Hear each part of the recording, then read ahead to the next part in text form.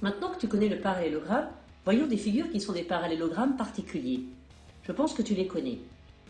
Le rectangle est un quadrilatère qui a 4 angles droits.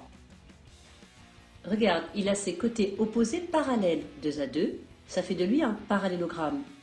Mais c'est un parallélogramme particulier, il a une propriété supplémentaire, ses diagonales ont même longueur. Si au lieu de partir d'un quadrilatère, tu pars d'un parallélogramme, il va suffire que tu lui ajoutes un angle droit pour faire de lui un rectangle. Ou alors, il va suffire que tu lui mettes des diagonales de même longueur pour faire de lui un rectangle. Le losange est un quadrilatère qui possède 4 côtés de même longueur. Regarde, il a ses côtés opposés qui ont même longueur 2 à 2. C'est donc un parallélogramme.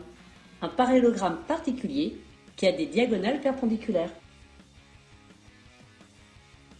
Si au lieu de partir d'un quadrilatère, tu pars directement d'un parallélogramme, il suffira de leur ajouter 2 côtés consécutifs de même longueur pour faire de lui un losange. Ou alors, il suffira qu'il ait des diagonales perpendiculaires pour faire de lui un losange.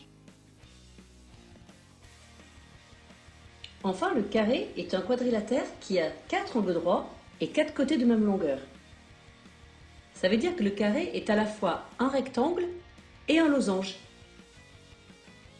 Le carré est donc un parallélogramme qui possède un angle droit et des diagonales de même longueur, puisque c'est un rectangle.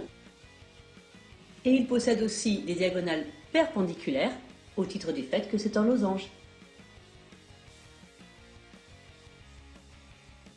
Pour récapituler, si je pars d'un quadrilatère qui possède des diagonales qui se coupent en leur milieu, ou des côtés opposés de même longueur 2 à 2, ou 2 côtés opposés parallèles de même longueur, ou des angles opposés de même mesure, ou des angles consécutifs supplémentaires, alors j'ai un parallélogramme.